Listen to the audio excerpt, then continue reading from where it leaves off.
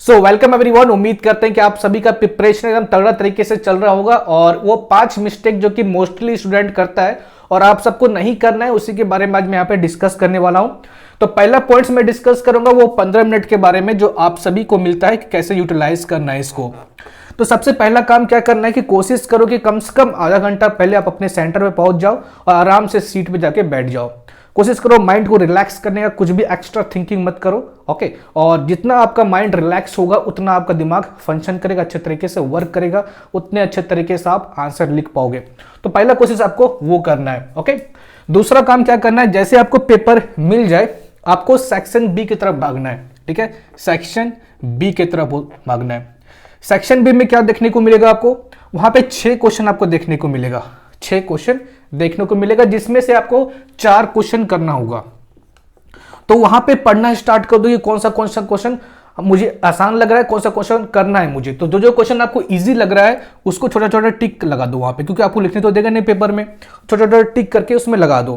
तो जैसे आप टिक लगा दोगे तो वहां पे क्या करो, फॉर्मूला उसके बाद रिकॉल करना स्टार्ट कर दो कि इस वाले क्वेश्चन में ये फॉर्मूला लगेगा, इस वाले क्वेश्चन में ये फॉर्मूला लगेगा। तो फॉर्मूला रिकॉल करना स्टार्ट कर दो। ओके, जैसे आपका ये काम हो जाएगा आपको सेक्शन ए की तरफ भागना है। सेक्शन ए की तरफ, सेक्शन ए में आपको एमसीक्यूज देखने को मिलेगा और एमसीक्यूज सभी टाइप का होता है, कुछ इजी भी होता है, कुछ मॉडरेट भी होता है, कुछ हार्ड भी होता है। तो जो इजी टाइप का एमसीक्यूज है, जो मॉडरेट टाइप का एमसीक्यूज है, वो बिना सॉल्व किए ही आपका आंसर मिल जाता है। तो कोशिश करो कि उस टाइप के एमसीक्यूज को सॉल्व करने का, मतलब छोटा छोटा टिक लगा दो, आपका क्वेश्चन पेपर में ही सॉल्व हो जाएगा। तो उस टाइप के क्वेश्चन को सॉल्व करने की कोशिश करो। अगर इससे ज्यादा और टाइम आपको मिल रहा है, हालांकि आपका 15 मिनट तो इसी में खत्म हो जाएगा, और भी अगर टाइम मिल रहा है तो सेक्शन ए का जो रिमेनिंग क्वेश्चन बचा होता है उसको आपको देखना है कि कौन सा हार्ड है, कौन सा इजी है। अगर आपका प्रिपरेशन अच्छा है, अच्छा लेवल का आपने प्रैक्टिस किया है, तब तो कोई दिक्कत नहीं, आप जैसा जैसा क्वेश्चन है उसे सॉल्व करते चलो। अगर आपका प्रिपरेशन अच्छा नहीं है, कोई क्वेश्चन में अटक रहे हो, तो जो क्वेश्चन ईजी लग रहा है आपको उसको पहले सॉल्व करना है। तो इस तरीके से आपको पहला 15 मिनट यूटिलाइज करना है। उसके बाद देखते हैं हम लोग नेक्स्ट पॉइंट। तो सेकंड पॉइंट्स के बारे में डिस्कस कर लेते हैं जो कि काफी इंपॉर्टेंट है और इस चीज को आपको एकदम गांठ बांध के एकदम याद कर लेना।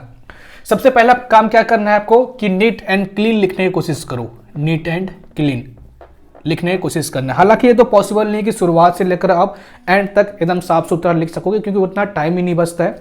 तो कम से कम कोशिश करो कि आगे का जो 4 से 5 पेज होता है ना, उसको साफ सुथरा लिखने की कोशिश करो। ओके, नेक्स्ट बात का ध्यान रखना है आपको कि प्रॉपर स्पेस रखना है, प्रॉपर स्पेसिंग करना है आपको 2 आंसर के बीच में। जैसे मान लो कि पहला आंसर आप लिख रहे हो, आपका यहाँ पे खत्म हुआ, तो कोशिश करो कि जो अगला आंसर होगा उसके बीच में, दोनों के बीच में इनफ स्पेस होना चाहिए, ताकि आपका आंसर अच्छे तरीके से दिखे कि आप दूसरा आंसर स्टार्ट किए हो। ओवर क्राउडिंग मत कर देना कि मतलब यहाँ आपका एंड हो रहा है तो इसके बाद आप आंसर लिखना स्टार्ट कर दो, काफी गंदा दिखेगा, वैसा करना मत। तीसरा पॉइंट जो आपको ध्यान देना है इसमें कि मान लो पहले कोशिश करो कि आगे का जो 4 से 5 पेज होता है उसमें गलती ना करने की कोशिश करो। अगर गलती आपका हो जाता है, मान लो आप ये कुछ आंसर लिखे हो, गलती हो जाता है, तो आपको एक सिंगल लाइन से बस कट कर देना। ऐसे खिचड़ी नहीं बनाना है आपको, खिचड़ी बनाओगे तो बहुत गंदा लगेगा दिखने में, और गंदा लगेगा दिखने में तो आपका मार्क्स भी गंदा हो सकता है। चौथा पॉइंट्स को आपको यहाँ पे दिमाग में रखना है कि जब भी आप आंसर लिखो तो ये मत कर दो कि पहले 6 नंबर लिख दिए, पहले 10 नंबर, फिर 22, फिर 30, इस तरीके से, मतलब मिक्सिंग मत करना, पहले ये, पहले वो, फिर ये, ऐसा मत करना। ठीक है, कोशिश करो कि हमेशा सीरीज वाइज में लिखने का। ठीक है, अगर 2-3 क्वेश्चन इधर उधर हो जाता है तो कोई दिक्कत नहीं, लेकिन सारे क्वेश्चन को ऐसा मत करना, क्योंकि जो एग्जामिनर होगा उसको प्रॉब्लम होगा चेकिंग करने में। अगर एग्जामिनर को प्रॉब्लम होगा तो आपके मार्क्स को भी प्रॉब्लम हो सकता है, तो इस बात का ध्यान रखना। नेक्स्ट पॉइंट को आपको ध्यान रखना है कि अगर आपको ग्राफ ड्रॉ करने के लिए आए तो ग्राफ को कोशिश करना कि हमेशा पेंसिल से ड्रॉ करने का, और इसको जो यूनिट्स होते हैं उसको जो अच्छे तरीके से रिप्रेजेंट करना, ये एक्स एक्सिस, ये वाई एक्सिस, इसको अच्छे तरीके से आपको रिप्रेजेंट करना। यूनिट को अच्छे तरीके से यहाँ पे लिखना कि 1 unit is equal to 5 centimetre या 6 सेंटीमीटर या 1 सेंटीमीटर, जो भी आप लिखना चाहते हो उसको अच्छे तरीके से रिप्रेजेंट करना है। नेक्स्ट बातों का जो ध्यान रखना है आपको रफ वर्क के लिए। ठीक है, कोशिश करो कि रफ वर्क हमेशा एक स्केल से लाइन खींच दो। ठीक है, जैसे मान लो ये आपका पेपर है, यहाँ पे लिखना स्टार्ट किया तो एक इस तरीके से लाइन खींच दो, और जहाँ पे जिसका क्वेश्चन सॉल्व कर रहे हो उसका रफ वर्क भी उसी के बगल में करना है आपको। ये मत करो कि आप क्वेश्चन यहाँ पे सॉल्व करो, इसका रफ वर्क कोई अगले पेज में कर देना, ऐसा मत करो, ठीक है। जहाँ पे आप आंसर लिख रहे हो यहाँ पे स्केल से छोटा सा लाइन खींच दो और वहाँ पे रफ वर्क करना स्टार्ट कर दो। कोई एक्स्ट्रा पेज भी मत ले जाना, दिक्कत में पड़ सकते हो। तो रफ वर्क करना है तो क्या करो, पेज के जस्ट साइड में एक लाइन खींच दो, ऊपर पे लिख दो रफ वर्क और यहाँ पे रफ वर्क करना स्टार्ट कर दो। तो तीसरा पॉइंट्स के बारे में डिस्कस कर लेते हैं जो कि काफी अहम है। तीसरा पॉइंट कि attempt all question. Attempt all question, सारे क्वेश्चन को अटेम्प्ट करना है आपको, चाहे आपको आए या नहीं आए। आए तो बहुत बढ़िया, नहीं आए तो क्या करना, सारे क्वेश्चन को अटेम्प्ट करना है। और अटेम्प्ट करने से पहले आपको ध्यान देना है कि पहले फॉर्मूला को लिख ले, ठीक है। जो भी क्वेश्चन को करने जा रहे हो पहले फॉर्मूला को कर लेना, उसके बाद स्टेप कट नहीं करना है, ठीक है। स्टेप कट नहीं करना है, चाहे आप जितने भी इंटेलिजेंट हो आपको स्टेप नहीं करना है। चाहे आपको डायरेक्ट आंसर मिल गया हो, डायरेक्ट आंसर मिलने के बाद भी क्या करो, स्टेप को कम से कम लिख दो। क्योंकि होगा इससे क्या ना कि अगर मान लेते हैं कि आपका आंसर रॉन्ग आ जाए, ठीक है, रॉन्ग, गलती से अगर आंसर रॉन्ग हो जाए तो फिर भी क्या होगा, फॉर्मूला का मार्क्स मिलेगा, स्टेप का मार्क्स मिलेगा। क्योंकि बोर्ड में क्या होता है, स्टेप मार्किंग होता है। अगर 3 मार्क्स का क्वेश्चन होगा तो आराम से आपको क्या होगा, 2 मार्क्स या 1.5 मार्क्स मिल जाएगा। लेकिन अगर आप स्टेप्स को नहीं लिखोगे, आप स्टेप को कट करोगे, फॉर्मूला नहीं लिखोगे, तो फिर क्या होगा, जहां आपको 3 मार्क्स मिलना था वहां हो सकता है आपको हाफ मिल जाए, 1 मिल जाए, तो उससे क्या होगा, मार्क्स कम हो जाएगा। तो इन बातों का आपको ध्यान रखना है। चौथा पॉइंट्स के बारे में डिस्कस कर लेते हैं कि टाइम मैनेजमेंट का। टाइम कैसे मैनेज करना है आपको, टाइम मैनेजमेंट का।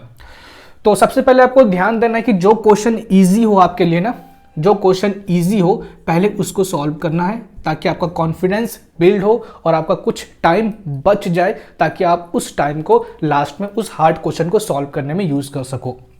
दूसरा पॉइंट आपको यहाँ पे ध्यान रखना है कि आपको ईगो में नहीं आना है। जैसे मान लो कि एक क्वेश्चन है, इस क्वेश्चन को मैं सॉल्व कर रहा हूँ और इसका आंसर नहीं आ रहा है, और आपको लग रहा है कि इस क्वेश्चन को तो मैं बहुत बार प्रैक्टिस किया हूँ फिर भी आंसर कैसे नहीं आ रहा है, आज तो मैं इसको लेके ही मानूंगा इसको। तो ऐसे ईगो में नहीं आना है आपको। कभी कभी होता है, कहीं कैलकुलेशन मिस्टेक हो जाता है, तो इस तरीके से ईगो में आपको नहीं आना है। तो उस क्वेश्चन को बोलना है कि मैं लास्ट में आऊँगा, सारा क्वेश्चन को सॉल्व करके उसके बाद मैं तुमको सॉल्व करके जाऊँगा, ठीक है।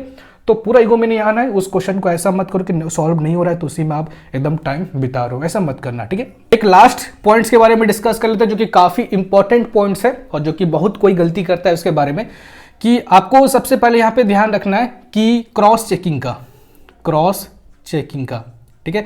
कभी कभी क्या होता है, लास्ट में आपके पास टाइम बच जाता है, 5 से 10 मिनट बच जाता है, और उसमें बहुत कोई सोचने लगता है कि हम इसमें एक्स्ट्रा क्वेश्चन अटेम्प्ट कर दें।